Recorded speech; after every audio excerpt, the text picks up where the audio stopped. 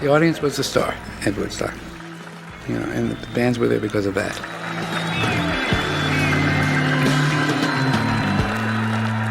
Remember, the original prognostication was that there'd be somewhere between 30 to 50,000 people for the 3 days, half of whom would spend the 3 days and the other half of whom would go home each night, and the half that would stay would be sleeping in the campground up there. Well, as you know, that did not come to pass.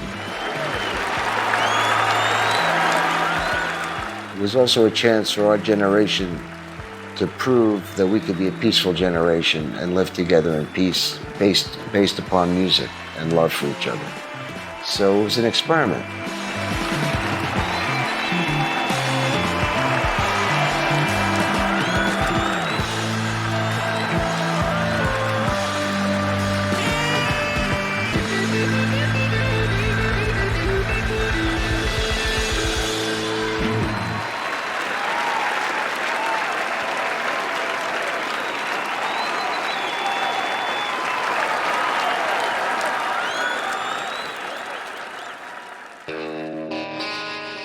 It was originally meant as a local concert that would raise money to build a recording studio in upstate New York.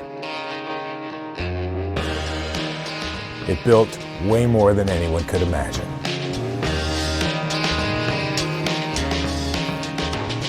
Hi, I'm Mark Goodman.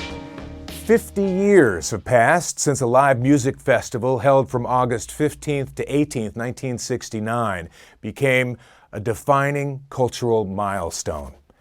Of course, I'm talking about Woodstock.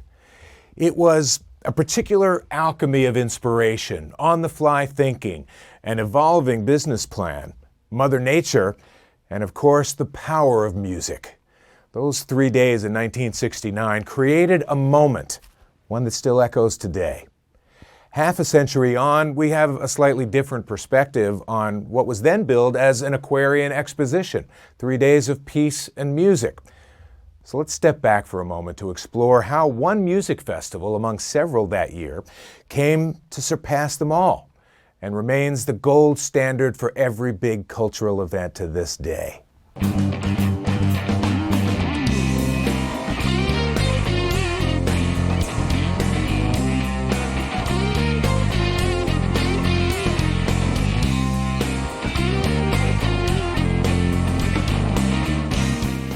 After meeting, Lang and Kornfeld quickly bonded over their mutual love of music.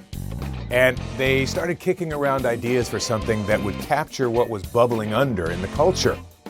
Lang had been spending a lot of time in an arts community in the Catskills, where artists like Bob Dylan, Paul Simon, and Richie Havens lived, and he had a passion for attending live shows around the country.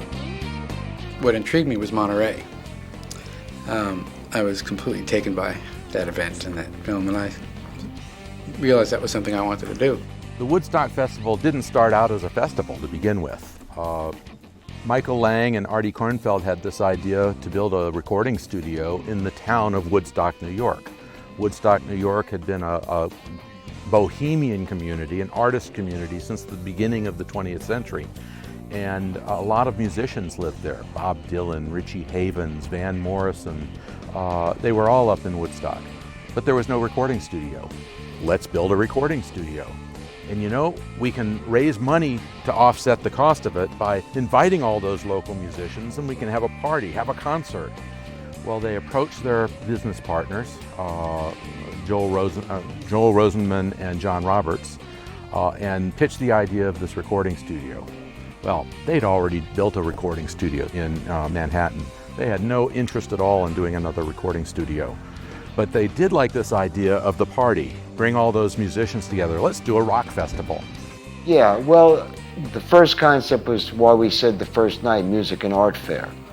It was supposed to be the shining light of the War Babies moment. It was supposed to be the moment the War Babies exploded into the world and said, here we are, here's our music and here's our art, and here's how we feel, you know, musically and politically and in other ways, you know. But music came first. The music part came first. We did recognize that if it did happen, it would have a profound effect on what was happening in the rest of the world.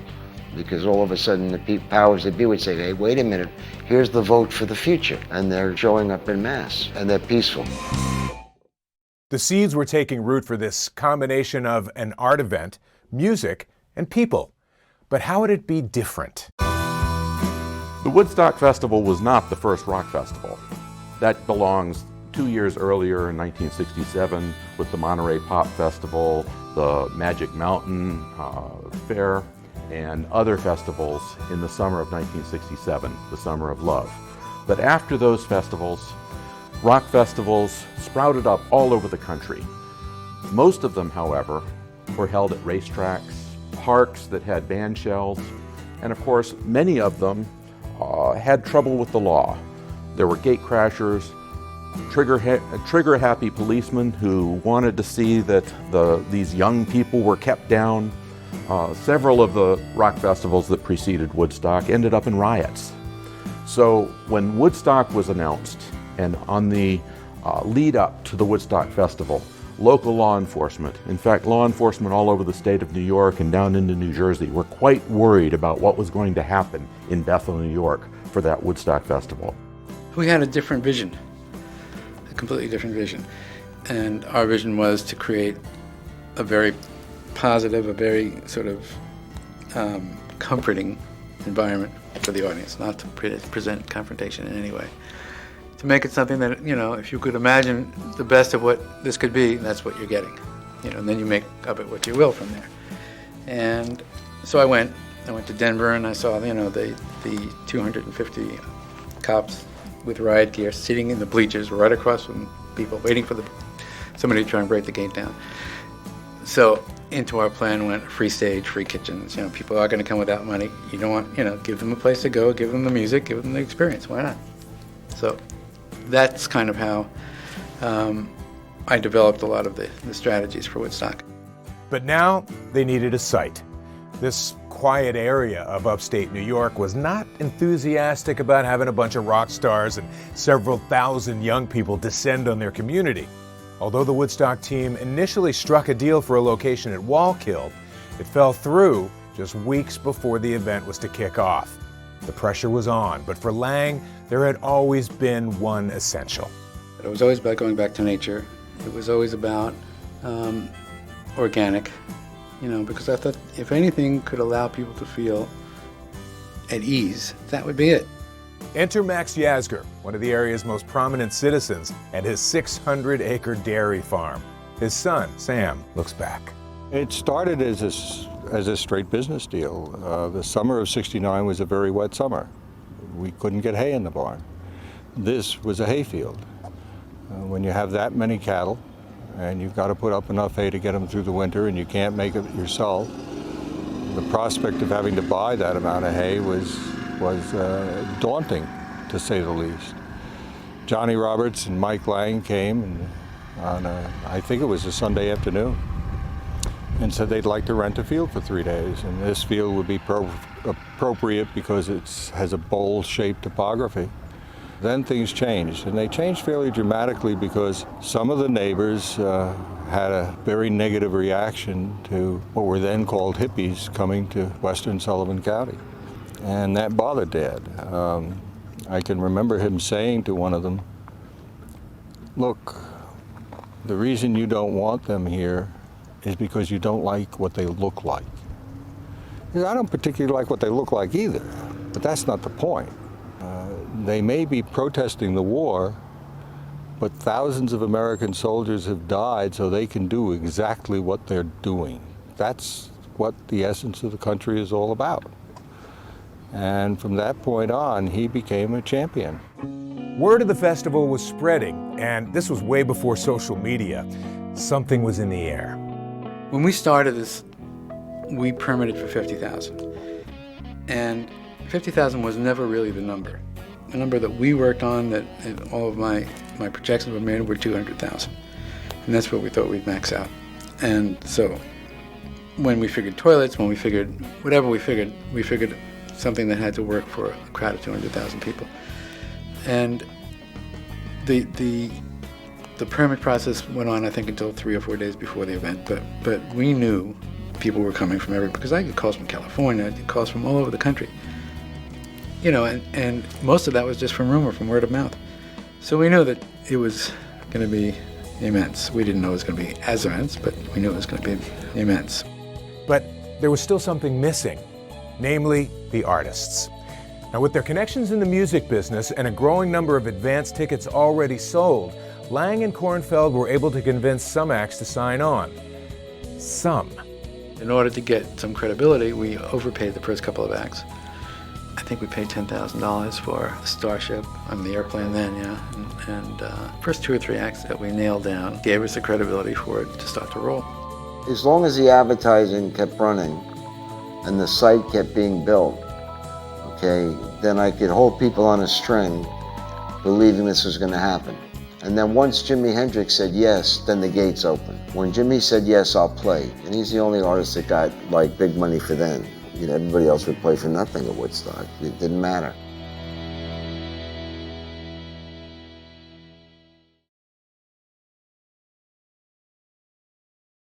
In upstate New York, the summer of '69 was one of the wettest on record. After losing their original site in Wallkill, the festival pulled up stakes, literally, and set to work reconstructing the stage and facilities on the Asger farm. But time and the elements were not cooperating. And so over the weekend that we found the site, made the deal with Max, and got the trucks rolling the next day. We were only 23 days out or 24 days out from the festival. And we started moving the crews up, dismantling and reassembling stuff in Bethel. I think of the 23 days that we worked up there, the 24 days, whatever it was, it rained probably 20 days. It was unbelievable, the amount of water in the ground, and it's all clay. I remember one piece of road across the top of the hill. I think I put the road in 8 times, and it sank. And we put the road in, and it would sink. And we put the road in, and it would rain, and it would sink. And every time I'd have to do something like that, because we discovered, okay, we can't bury pipe, for example. We couldn't bury the water system. We'd have to run across another piece of Max's land. I'd call up and I'd say, Max, I need to talk to you about something.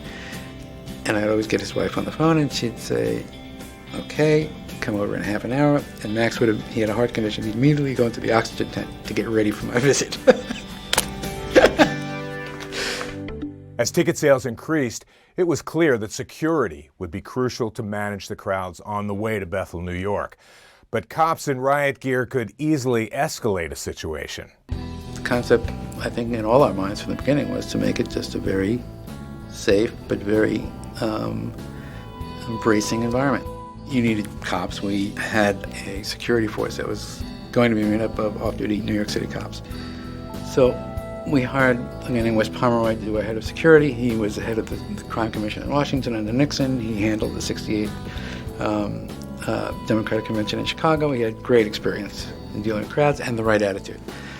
You know, you don't want someone who's going to be a macho guy just, creating those irritations. And Wes understood it all. And somewhere there is a questionnaire form that he used to interview the off-duty cops with, which is just riotous, but was designed to find out what do you do when somebody blows pot smoke in your face.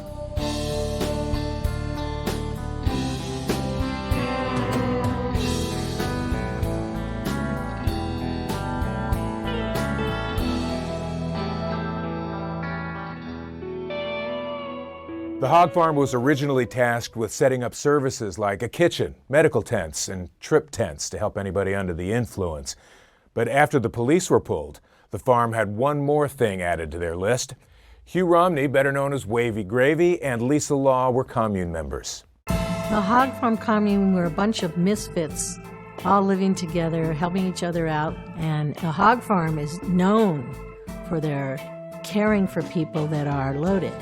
And that's why actually they were hired. They were hired in order to help take care of any drug problems that were going to arise, which did, because almost everybody at Woodstock was loaded.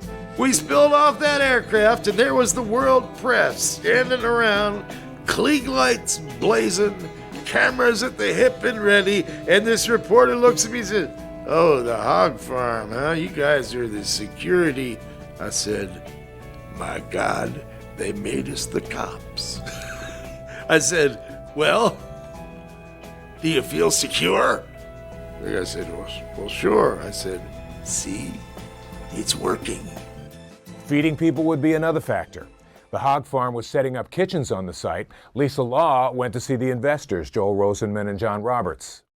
So I went to the office there, and Joel and John were there, and I said, "I need another $3,000. And they said, "Well, what for?" And I said, "Well, so far I've got half of what I need, and I need some more money to get the rest of it, because we're going to be feeding a lot of people." So I bought 1,500 pounds of bulgur wheat and 1,500 pounds of rolled oats too, and currants, things for muesli.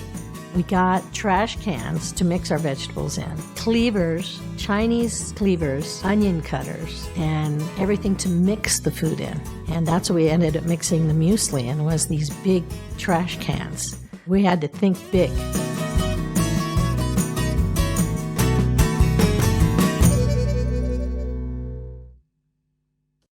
The Woodstock planners had originally thought they might get 50,000 people.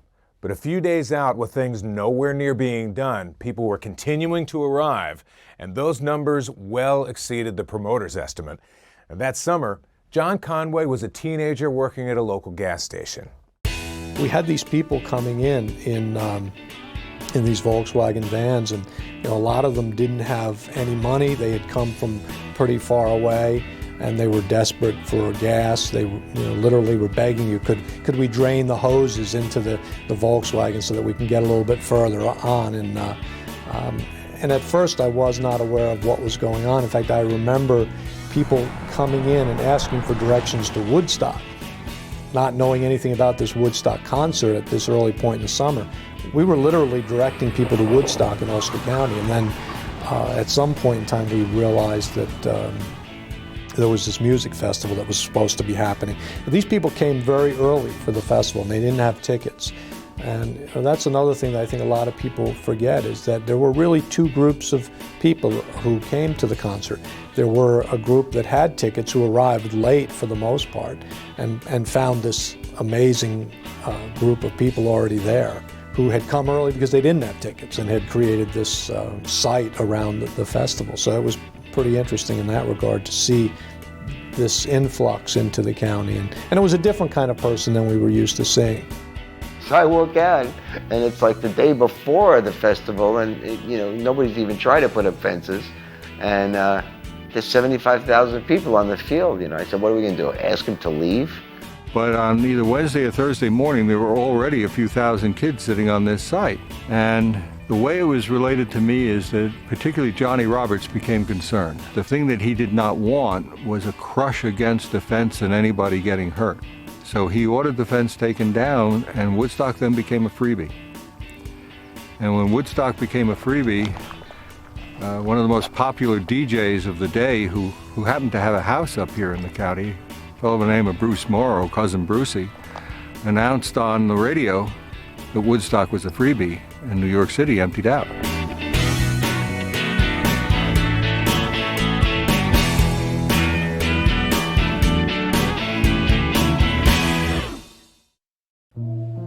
I was a little nervous. Angels came rolling in the morning, Friday morning, and the sky didn't look, too friendly. But as soon as the music finally started, as soon as we got the music going, you could feel where the people were coming from and what the crowd was feeling. You could actually feel it. It was palpable. I knew we were okay.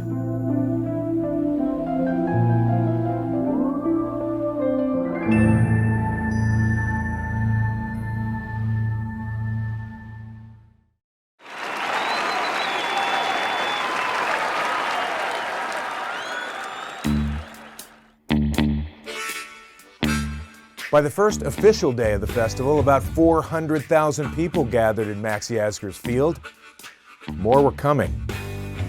There were rumors that some of the biggest groups might appear. They didn't show. John Lennon, stuck in Canada. Dylan didn't like crowds. Jim Morrison hated playing outdoor festivals.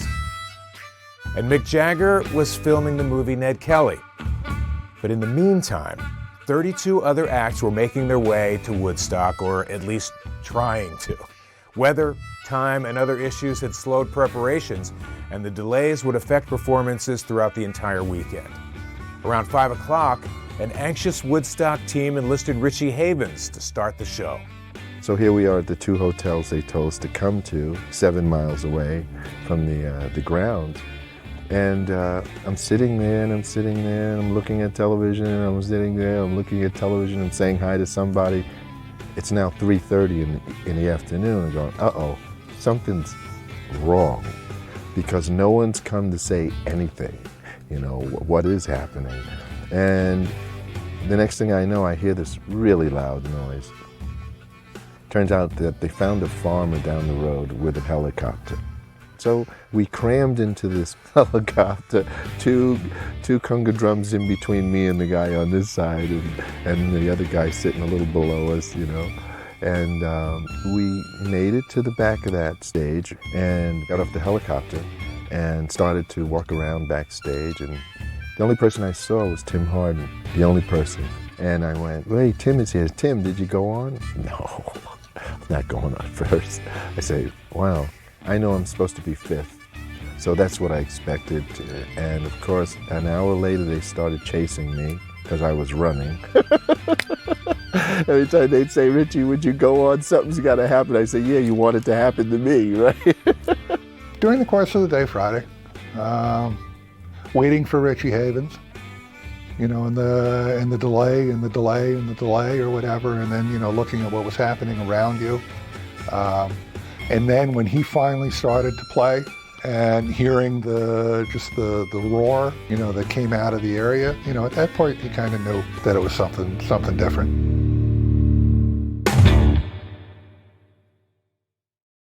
Logistics were making it tough for other performers to make it to the site. I was supposed to do maybe 40 minutes, 35, 40 minutes. And when I walked off the first time, they said, "Richie, you got to do 4 more songs." So I said, okay. I went back and I did 4 more songs, and I walked off again. They said, "Richie, 3 more?" You know, on the 6th time that I walked back for real, they said, "Just 1 more. Somebody's on the way." They couldn't get anybody there. So I went out of the stage, and you see me kind of stalling, because that's exactly what I was doing. That long intro to What is Freedom, the song, was me trying to figure out what to sing. I sang every song I knew.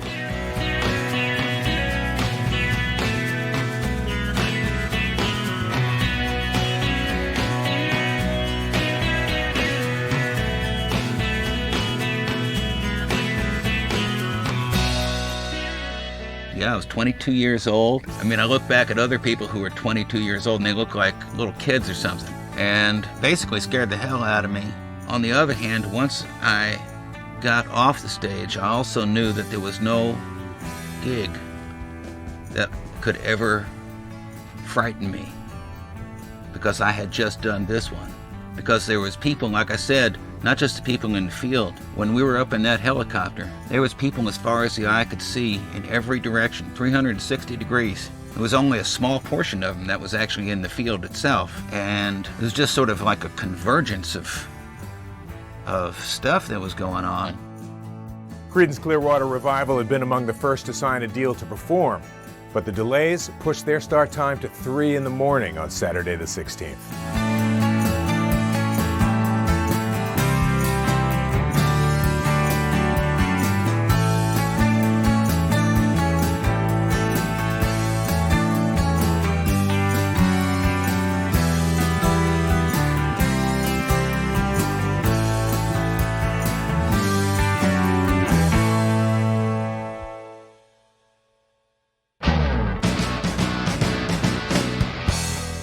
By Saturday, the only way for artists to get in and out of the festival was by helicopter. Some didn't make it, others did.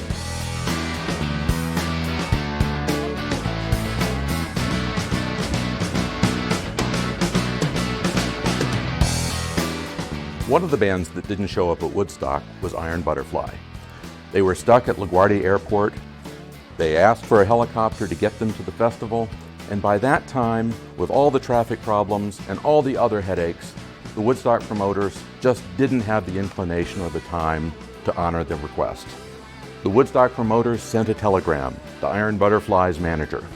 The first letter of each line of that telegram spelled out their response to the request for a helicopter. I'll let you fill in the blanks, but it started with F and ended with U.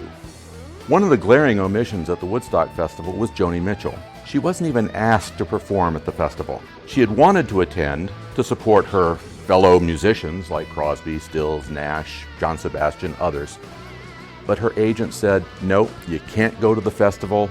You're scheduled to be on the Dick Cavett show. It's an important show. We can't afford to have you miss that if you're stuck in traffic or if you can't get out of the festival in time. Joni Mitchell wasn't at Woodstock, but she did get the last laugh. She wrote that famous song, Woodstock, and even though she wasn't at the festival, even though she wrote that song from a hotel room in New York City, watching the festival on television, more than anyone, she captured the spirit of the Woodstock Festival in that song. The weather wreaked havoc with the schedule. Michael Lang had to rethink the entire lineup. It was determined organically. We needed acoustic. It was wet. It was rain. We didn't want anybody to fry. So it was a question of who's here, who's ready to go on, and who's acoustic. And during the dry segments, it was also who's gotten in because, the roads were a mess. And it was as the bands would arrive and as we'd have their equipment assembled, it was kind of, who's going to be ready to go. And it really happened that way. I mean, Richie played, for probably almost 2 hours because I wouldn't let him off the stage. We had nobody to follow. You kept shipping him back out and he kept making up songs. And that's really how I ran the stage. I mean, it was of necessity. It was who we got and when can we get them on. I wasn't on the poster. Nobody intended for me to play. I was there strictly because this was the most happening thing that had, gone on, and I wanted to be there and see it. I wanted to be a spectator.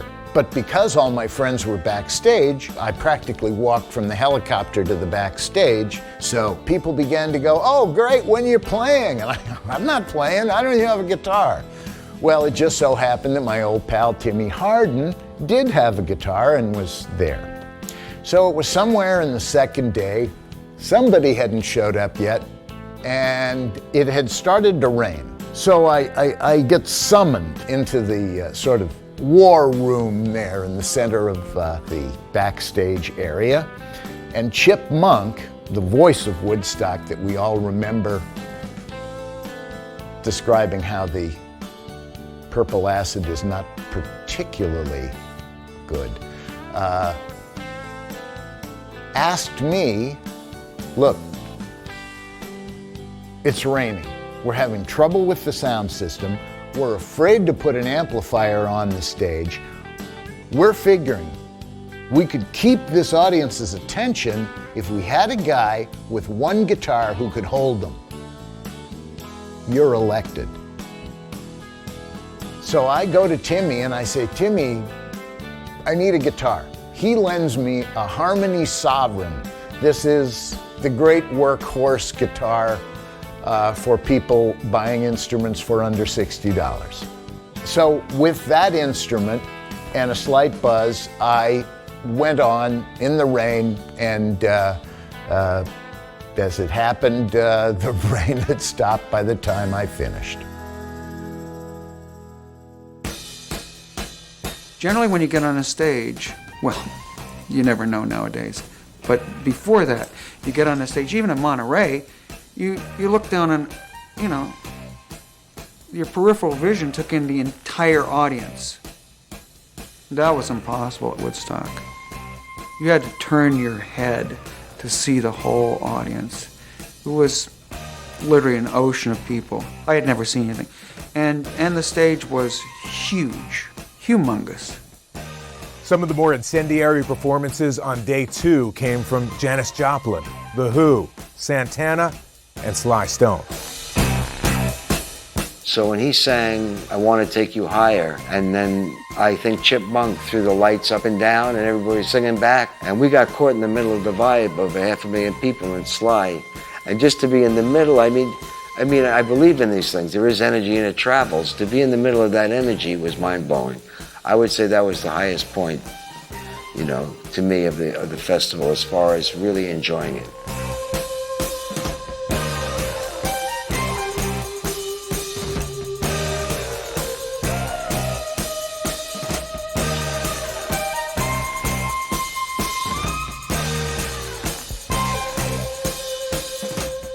Grace Slick, the most vivid spark that comes out of a lot of hazy, you know, events that occurred during the course of that weekend. Waking up to Grace Slick screaming out time for morning maniac music and then going into volunteers, you know, and crawling out of the tent and sliding my way down through the mud or whatever to get a better view of what was happening. You know, when I think about it, that was like one of the focal points. One band that probably owes its career to Woodstock is Santana. Santana was a young band of really talented musicians in the San Francisco Bay Area that were very well known on the West Coast, but had not released their first album yet. It was in the can, ready to be released, when they appeared on the stage at Woodstock and Santana exploded on the stage. Drummer Michael Shreve banged on those drums and created an impression that's widely recognized as probably one of the best drum solos in rock history. Santana's shining moment at Woodstock was Soul Sacrifice. It was towards the end of their set. Carlos Santana was very high on mescaline or LSD at the time, and he was having a hard time keeping it together. He's been on record as saying that the guitar neck was turning into a serpent, and he was struggling to keep it in his hand and play all the right notes. Everybody was playing at their best. Soul Sacrifice became an anthem for Woodstock. The Who was at the top of their game when they hit Woodstock. Tommy had been released earlier in the year. A month before, they had started performing it publicly. And so when they hit the stage at Woodstock, they played a couple of their old songs and then launched right into Tommy. And they did the entire rock opera for an audience that was probably very familiar with the material. And just as Roger Daltrey is singing "See Me, Feel Me" at the end of the rock opera, the sun is coming up.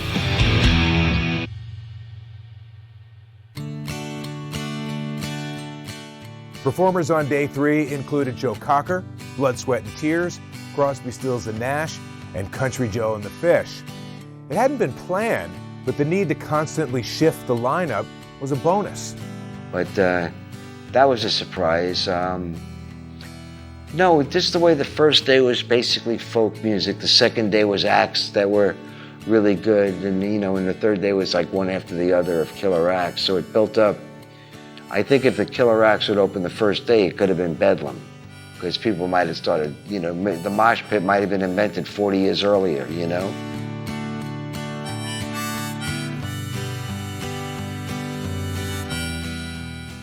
While Crosby, Stills, Nash and Young had recently formed, Neil Young hadn't planned on appearing. I don't remember at what point he actually walked on stage, but I remember he walked on, but he wasn't supposed to be there. He just showed up. And that's the one, it's a secret, guys. I'm letting a secret out, and it's been let out. The fact that they were the only act, because they were on Warner Brothers, that overdubbed in the Woodstock movie. They actually went in the studio. That's not them live at Woodstock on the record.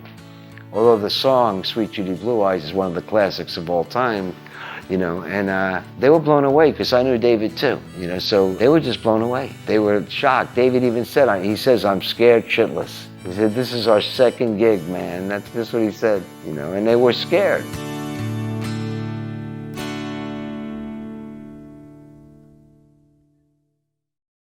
Because of the delays, what began as a 3-day festival spilled over into part of a 4th day. One of the quirkier moments, Sha-Na-Na. You got to ask yourself, how in the world did Sha-Na-Na end up at Woodstock, especially sandwiched right in front of Jimi Hendrix, the opening act for Jimi Hendrix, if you will. Sha-Na-Na, for those of you who don't know who Sha-Na-Na was, they had a very popular syndicated TV show in the 70s and 80s, but they were caricatures. They were doing 50s music, and it was a shtick for them. And they knew it. These guys were intelligent guys. They were all Columbia students. And how in the world did they get booked at Woodstock? I don't have a clue, except maybe Michael Lang was down in the village some night and somebody said, you gotta see this group. And he saw them and said, sure, you wanna come to Woodstock. But to put them in the bill, the second to last act of the entire festival, right before Jimi Hendrix, I would think that the brown acid would have been doing its work about then. And then one of the most iconic moments of Woodstock, Jimi Hendrix. Quite honestly, I was disappointed. You know, when he first came with his manager, Michael Jeffries, and he came on Sunday morning. And I had a house in the back of the stage up on a hill across the road for him. And I said, look, and part of the deal was he closes the show, and I again made my way. I said, it's not going to be the best spot for you. You really ought to think about doing something, you know, at midnight. You know, it'll be, you know, the high point of the night. Blah blah blah. No, we're closing the show because in those days, and I guess it's still true today, whoever closes is the king. You know, that's the big act. It's changed somewhat. People started to realize that, you know, there are spots in the show where you don't have to, which are better. You know, in any case. But they insisted, so he went up onto the hill. And I was disappointed about the size of the crowd. He also had put together a band of gypsies, which was kind of a pickup band, guys from Woodstock, good players, Juma, conga player, good players, but not a great moment in his musical career. So the set I thought was kind of mediocre, and you know, there were maybe 30 or 40,000 people left, and I felt it was a little sad to see that, you know, and the lights were gone, and it was sort of the starkness of the day. And then he did the Star Spangled Banner. It just, you know, changed everything. It was just one of those moments that said it all for us, you know.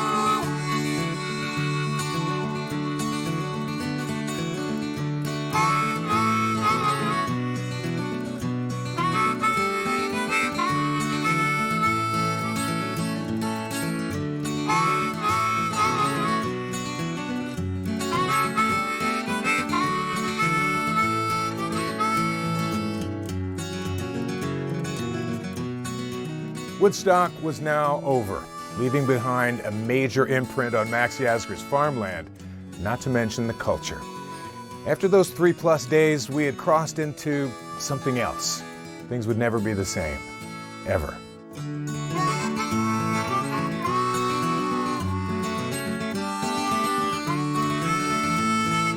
What also made Woodstock successful was its legacy. The promoters brought in a film crew that documented every bit of the Woodstock Festival. And that documentary won the 1970 Best Documentary Award at the Academy Awards that year. The soundtrack album, a triple album, made the music of Woodstock famous worldwide. And the musicians that played on that album became the soundtrack of our youth. It really was 3 days of peace and music. One of the lasting impacts of Woodstock is on the music industry itself. The music industry at Woodstock realized that there is a large audience for this music, and that there's a large audience not just for the recorded music, but also for the performances. Of course, the Beatles had played Shea Stadium, Candlestick Park, a lot of other large venues, but they had the house PA, they didn't have great sound systems, And at Woodstock, there was a custom-made sound system for this venue. And there was attention paid to having great sound over a large area for a large crowd. That was the moment that made all of their careers.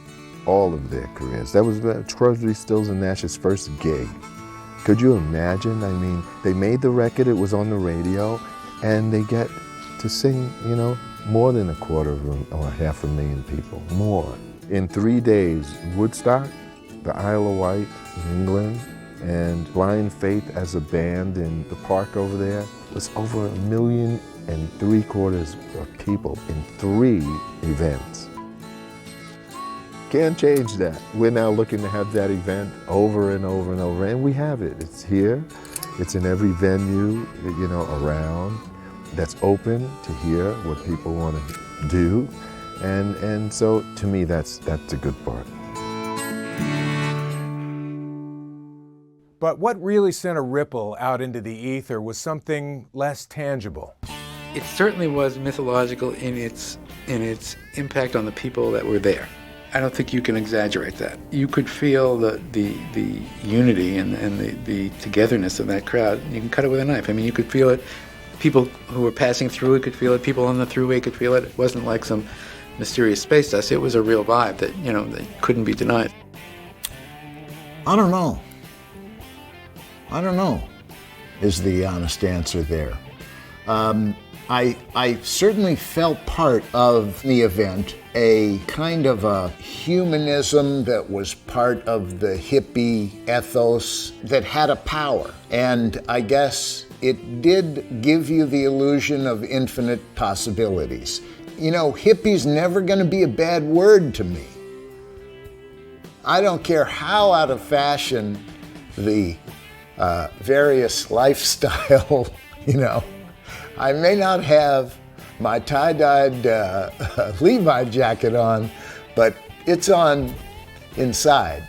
But this rock and roll thing, man, this is like, and it's, I don't know, it's still going on. It's still going on, and it's music, global music is never going to be the same, and we did it. We did it as a generation, as a collection of people. From the audience, to the sound mixers, to the camera people, to those goofball promoters who got this crazy idea, to the venture capitalists, to the great guy who's cleaning the toilet, who's got a kid in the audience and a kid in Vietnam. We just kicked their fucking ass. What made Woodstock, I think, was just a right time, just a blending of a lot of different things that all came together, you know, very much by accident, I think. You know, it was just, very hard one to word. Enough people angry about what was happening in the world, enough people thinking that the potential was there to change the world. You know, there was a lot of hope that went on at that stage of the game. You know, it wasn't just a matter of let's go over and get wasted or whatever. It was a matter of let's try to do something. Perhaps the most immediate legacy of Woodstock was felt just a few months later. On November 15th, 1969, 500,000 people gathered in Washington, D.C. to protest the Vietnam War. I was one of them. The collective power felt at Woodstock no doubt had an impact on the moratorium.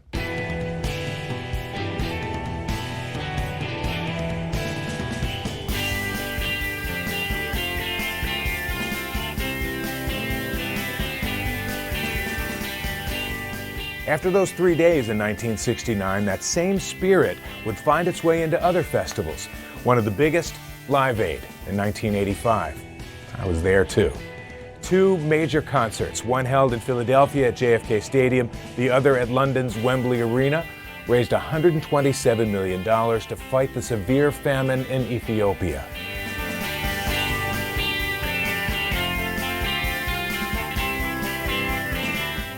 Like Woodstock, Live Aid featured some of the biggest music acts in the world.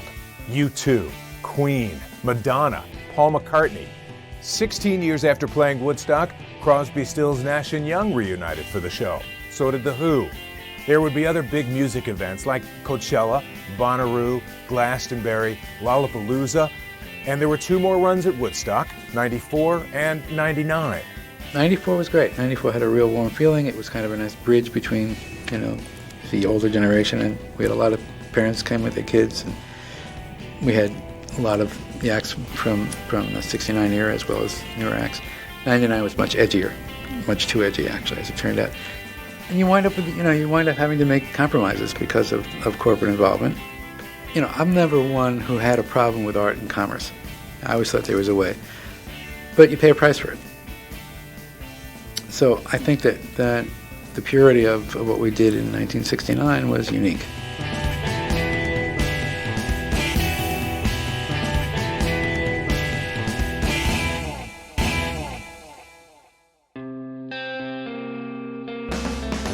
One of the more recent echoes of Woodstock occurred when the students of Marjorie Stoneman Douglas High School in Parkland, Florida, mobilized after a mass shooting at their school in February of 2018.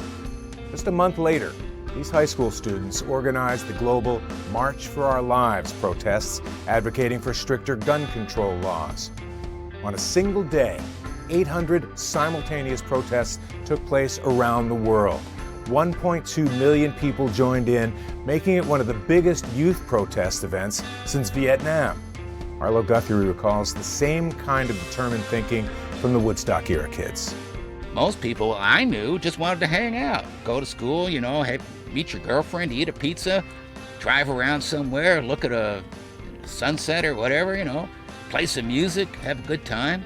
Well, that was true for everybody. So we knew we thought we were normal, and they were telling us that we were nuts, that we were criminals, that we were acting in a way that was contributing to the demise of civilization. And we knew that they were nuts, that their way of doing things had got us to this point. And we thought, we got to do something different. So everybody started doing things a little different. And so there was a whole lot of young people all over the world who said, enough of that. We can always get back to it, but we got to try something different here. Maybe a little love and peace. Maybe a little getting along. Maybe a little get away from the fear and all of that kind of stuff would help. And so we actually started doing it. And these were brave kids who would stand out there with flowers in their hands, giving them to soldiers with loaded guns. So these were not just some wimpy kids with nothing else to do. These were people who were willing to face even death at some point, because they knew that what they were thinking about, what was in their heart, was at least a better alternative to the way things had been going. At a time when people begin to realize that they do have the wherewithal, they do have the inner strength to do those kinds of things. And so that will be the next revolution that I predict we'll see, is that there'll be hundreds of thousands and then millions of people, young people, who decide on their own, not to wait to see what the president says or who he or she is, not to wait to see what the Congress has to say. Just in your own heart, you know something's right, you go ahead and you do it. I think the lasting legacy is people being heard. And either that's through the music that they express, the causes that they support, or what they speak to power to communicate. And the lasting legacy has to be standing up for right. Woodstock isn't just about those 3 days in 1969. Woodstock is a feeling that lives today, and it lives in a lot of people's hearts.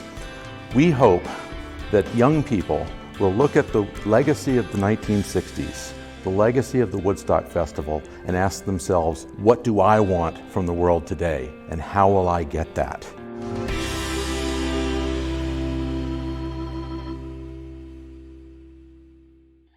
It's been 50 years since 4 young entrepreneurs took their idea for a local festival at an obscure New York art colony and turned it into a defining moment of the 20th century. Clothes may have changed, the music too. Wars have stopped and sadly started again. But for those who were there, and for those who weren't, Woodstock's impact has not dimmed. It's felt in every impulse to create change, to disrupt the status quo, to evolve both culturally and personally. To paraphrase Joni Mitchell in her famous anthem about the event, life is for learning. A half a century later, the lessons of Woodstock are still being revealed. I'm Mark Goodman. Thanks for watching.